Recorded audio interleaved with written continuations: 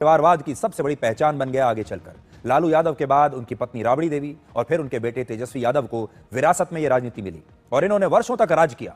लेकिन इस बार बिहार चुनाव में परिवारवाद की राजनीति को गांधी परिवार के वंशवाद का भी समर्थन मिला था और हमने 6 नवंबर को डिकोड में बिहार की जनता से यह अपील भी की थी कि बिहार के लोगों को अब एक और क्रांति की आवश्यकता है और वो क्रांति आज उन्होंने कर दी।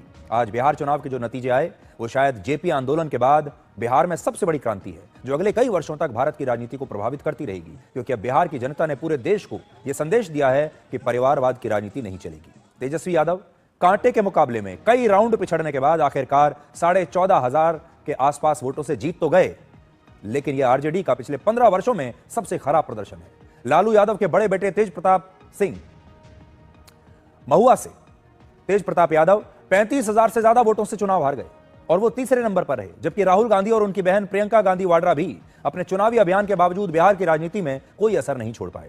इस चुनाव में एक तरफ राहुल गांधी और तेजस्वी यादव जैसी घनघोर परिवारवादी पार्टियां थीं और दूसरी तरफ नरेंद्र मोदी और नीतीश कुमार जैसे नेता थे जिनके परिवार का कोई भी सदस्य राजनीति में नहीं है। बिहार ने यह संदेश दे दिया कि परिवारवाद के बिना भी राजनीति में शीर्ष तक पहुंचा जा सकता है। अब जरा राहुल गांधी की बात करते हैं। यह राहुल गांधी की राजनीतिक करियर की हार नंबर 93 है और अब राहुल गांधी को यह समझ में आ जाना चाहिए कि भारत की जनता प्रधानमंत्री मोदी पर व्यक्तिगत हमले पसंद नहीं करती। 2019 के लोकसभा चुनाव में राहुल गांधी ने प्रधानमंत्री मोदी के खिलाफ चौकीदार चोर है का नारा देकर एक व्यक्तिगत हमला किया। तब बीजेपी ने 303 सीटें जीती। बिहार चुनाव से पहले राहुल गांधी ने एक बार फिर प्रधानमंत्री मोदी को वोट चोर कहकर पुकारा। इसके अलावा कांग्रेस की रैली में प्रधानमंत्री मोदी की स्वर्गीय मां का अपमान भी किया गया और आज बिहार के लोगों ने एक बार फिर राहुल गांधी को यही सबक दिया है कि व्यक्तिगत आरोपों और प्रधानमंत्री का अपमान करने की उनकी राजनीति को जनता नापसंद करती है और ऐसा करके राहुल गांधी अपनी ही पार्टी का नुकसान कर रहे हैं। आज हमारी सहानुभूति कांग्रेस के उन तमाम नेताओं और कार्यकर्ताओं के साथ है जिन्होंने हर चुनाव में पूरी मेहनत की, अपनी विचारधारा के लिए मेहनत से जमीन पर उतरकर लड़ाई लड़ी, लेकिन शीर्ष पर बैठे राहुल गांधी की गलतियां उनकी मेहनत पर हर बार पानी फेर देती हैं। आज पंडित जवाहरलाल नेहरू के जन्मदिन के अवसर पर हम एक खास पोस्टर आपके लिए लेकर आए हैं और पोस्टर कहता है कि आज जवाहरलाल नेहरू भी सोच रहे होंगे कि ये कहां आ गए हम, ये पार्टी कहां से कहां आ गई। अगर इस पर आज कोई फिल्म बनाई जाए जो शुरू होगी पंडित नेहरू से और राहुल गांधी तक जब वो आएगी तो उसका टाइटल होगा ये कहां आ गए हम।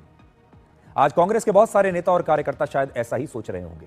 इसलिए आज कांग्रेस के नेताओं और कार्यकर्ताओं को इस हार के बाद सबसे पहला सवाल मीडिया से नहीं पूछना चाहिए, चुनाव आयोग से नहीं पूछना चाहिए, बल्कि राहुल गांधी से सवाल करना चाहिए और पूछना चाहिए कि वो आत्मविश्लेषण करके बताएं कि कांग्रेस से कहां गलती हो रही है। कांग्रेस के नेता और कार्यकर्ता ये आत्मविश्लेषण जरूर कर रहे होंगे कि कांग्रेस अपनी पुरानी विचारधारा से भटककर आज कहां पर आ गई है, क्योंकि आज लोग कांग्रेस को एमएमसी का नाम दे रहे हैं, यानी मुस्लिम लीग माओवादी कांग्रेस। और इसकी वजह यह है कि कांग्रेस अब सिर्फ मुसलमानों और माओवादियों की बात कर रही है।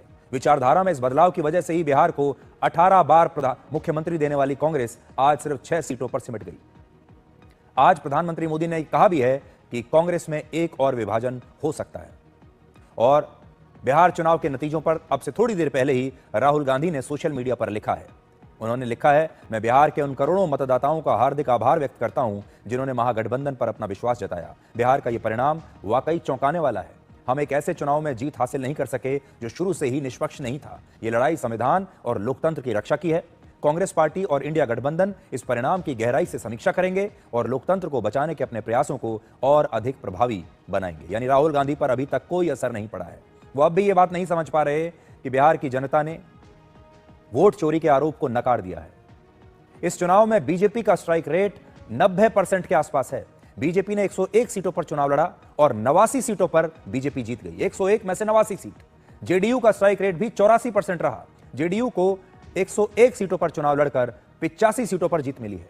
आरजेडी का स्ट्राइक रेट सिर्फ 17% है। 143 सीटों पर आरजेडी चुनाव लड़ी और सिर्फ 25 सीटें जीत पाई। और कांग्रेस का स्ट्राइक रेट जब आप सुनेंगे तो आप हैरान ही हो जाएंगे। कांग्रेस का स्ट्राइक रेट है 9.8%। कांग्रेस 61 सीटों पर चुनाव लड़ी और इनमें से सिर्फ 6 सीटों पर जीती। आज कांग्रेस के स्ट्राइक रेट पर प्रधानमंत्री मोदी ने कहा है कि बिहार में जितनी सीटों पर बीजेपी को जीत मिली है वो कांग्रेस के 6 राज्यों के कुल विधायकों से भी। दशकों तक देश पर राज किया, उस पर देश की जनता का विश्वास लगातार घट रहा है। कांग्रेस देश के अनेक राज्यों में सालों से सत्ता से बाहर है।